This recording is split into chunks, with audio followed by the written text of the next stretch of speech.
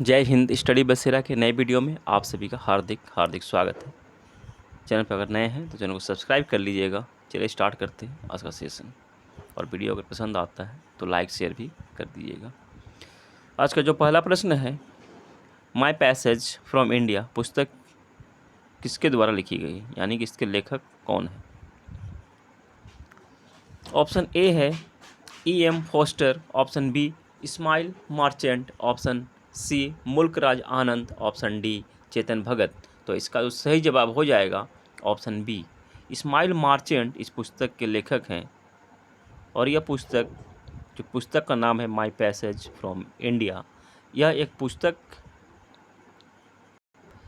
इस पुस्तक में इस्माइल मार्चेंट ने हॉलीवुड और बॉलीवुड की फिल्मों का कंपेयर किया है, तुलना किया है इन दोनों ही फिल्म उद्योग का। हॉलीवुड में किस तरह की फिल्में बनती हैं और बॉलीवुड की जो तरीके हैं, इसका इस फिल्म में इन्होंने कंपेयर किया है। और इस्माइल मार्चेंट ये स्वयं से एक हॉलीवुड के फिल्म निर्माता हैं। हॉलीवुड के फिल्म निर्माता हैं इस्माइल मार्चेंट। चलिए देखते हैं अगला प्रश्न। अगला प्रश्न है, डिस्कवरी ऑफ इंडिया पुस्तक किस जेल में लिखी गई थी। Option A Yerawada jail, option B Mandalay jail, option C Ahmednagar fort jail, option D Deoli camp jail. तो इसका जो सही जवाब हो जाएगा ऑप्शन सी हो जाएगा। अहमदनगर फोर्ट जेल में डिस्कवरी ऑफ इंडिया पुस्तक यह लिखी गई थी। यह पुस्तक किनके द्वारा लिखी गई है, तो यह पुस्तक जवाहरलाल नेहरू द्वारा लिखी गई है। 1942 से 1946 तक जब ये अहमदनगर फोर्ट जेल में थे, तो उसी समय इसी दौरान 1942 और 46 के दौरान में ही इन्होंने इस पुस्तक की रचना की है। रचना वहाँ की थी उस पुस्तक में, और निकलने के बाद ये इसे पब्लिश किया था। तो और यहाँ क्या अहमदनगर फोर्ट में और भी उसी दौरान सरदार पटेल, मौलाना अब्दुल कलाम आज़ाद और भी दूसरे कांग्रेस के स्वतंत्रता सेनानियों को उस जेल में रखा गया था। तो मौलाना अब्दुल कलाम आज़ाद ने भी उस जेल में रहते हुए, अहमदनगर फोर्ट जेल में रहते हुए गुबार एक खातिर लिखी थी, जो कि पत्र था, जो कि अपने एक फ्रेंड को उन्होंने पत्र लिखी थी, गुबार एक खातिर, जो कि ये बाद में प्रकाशित हुआ था गुबार एक खातिर के नाम से, जो कि उर्दू में लिखी हुई है। और इसी फोर्ट में अहमदनगर फोर्ट में मुग़ल शासक औरंगजेब की मृत्यु 1707 ईस्वी में हुई थी।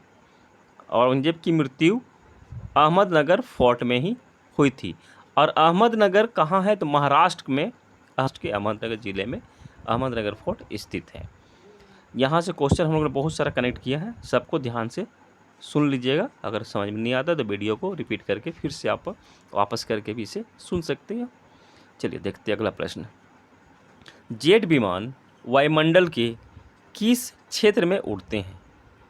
ऑप्शन ए ट्रोपोस्फीयर, जिसे कि हिंदी में क्षोभ मंडल कहते हैं, ऑप्शन बी स्ट्रेटोस्फीयर या समताप मंडल, ऑप्शन डी मेसोस्फीयर या मध्य मंडल, ऑप्शन डी आयनोस्फीयर या आयन मंडल। तो इसका जो सही जवाब हो जाएगा ऑप्शन बी हो जाएगा, समताप मंडल, यानी कि स्ट्रेटोस्फीयर में जितने भी जेट विमान हैं इसी मंडल में उड़ते हैं, क्योंकि यह मंडल शांत रहता है। यहाँ भी किसी तरह का बादल, पशु पक्षी, किसी तरह का भी इन्हें व्यवधान नहीं पहुँचता इस मंडल में। और हवाई जहाज़ भी जो हैं स्ट्रेटोस्फीयर में ही उड़ते हैं। हवाई जहाज़ स्ट्रेटोस्फीयर यानी कि सप्ताह मंडल में ही उड़ती है। और समताप मंडल यानी कि स्ट्रेटोस्फीयर की ऊंचाई कितनी है, तो करीब 50 किलोमीटर होती है इसकी ऊंचाई। धरती से 50 किलोमीटर इसकी ऊंचाई होती है स्ट्रेटोस्फीयर की। चलिए देखते हैं अगला प्रश्न। हेलीकॉप्टर कहाँ उड़ते हैं, इसका जवाब आप लोग कमेंट में दीजिएगा। हेलीकॉप्टर एटमॉस्फेयर के किस मंडल में उड़ते हैं। ऑप्शन ये 4 हैं, इनमें से किस मंडल में हेलीकॉप्टर उड़ते हैं। और पक्षी भी किस मंडल में उड़ते हैं, ये भी जवाब दीजिएगा कमेंट में आप लोग कमेंट कीजिएगा। पक्षी और हेलीकॉप्टर किस मंडल में उड़ते हैं? चलिए देखते हैं अगला प्रश्न। किस वन को पृथ्वी का फेफड़ा कहा जाता है? किस वन को पृथ्वी का फेफड़ा कहा जाता है? ऑप्शन ए सेल्वास वन, option B selvas forest, option B rainy forest, option B steppe forest, option D savanna forest. तो इसका सही जवाब हो जाएगा ऑप्शन ए सेल्वास फॉरेस्ट को पृथ्वी का फेफड़ा यानी कि लंग्स ऑफ अर्थ कहा जाता है। तो यह फॉरेस्ट कहाँ है?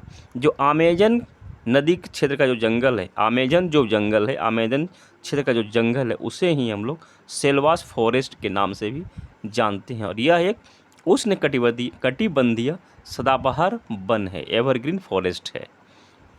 चलिए देखते हैं अगला प्रश्न। अगला प्रश्न है पूर्व का ऑक्सफोर्ड किसे कहते हैं?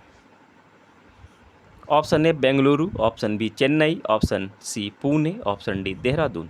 तो इसका सही जवाब हो जाएगा ऑप्शन सी, पुणे को पूर्व का ऑक्सफोर्ड कहते हैं। आज के लिए इतना ही। अगर वीडियो पसंद आया है तो वीडियो को लाइक कर दीजिएगा और लाइक शेयर भी कर सकते हैं। मिलते हैं फिर नए वीडियो में, तब तक के लिए जय हिंद, स्वस्थ रहें, मस्त रहें, धन्यवाद।